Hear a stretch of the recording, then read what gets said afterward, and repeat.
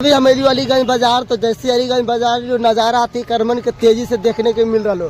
काहे कि देखो पहले हमारी साइकिलिया पार नहीं हो लो, अब देखो इतना पार हो लो लगो 4 व्हीलर में हमारे पार हो जाते। काहे कि देखो पूरा आती करमन के निशानी देखे मिल रहा लो। काहे सगलो टूट टाट के हो लो बराबर देख लो पहले कितना जाम रहो लो, तो अनुमान लगा सकलो ये को अलीगंज के नज़ारा काहे पूरा तेजी से टूटल जा रहा एकदम। देख लो कल है 10 तारीख, कल है तो पूरा जैसे ही चले तो स्टार्ट हो जी। तो देखो हमारे ब्लॉग में पूरा लगल रहो, तोरा शुरू से लेकर अंत तक हम वीडियो में देखेगो। सुन लो दोस्तों लगल रहो। यदि चैनल पर पहली बार लो तो कमेंट में करके बता दो हमारे बनावल द्वारा कैसे तुम्हारा वीडियो में लग रहा है।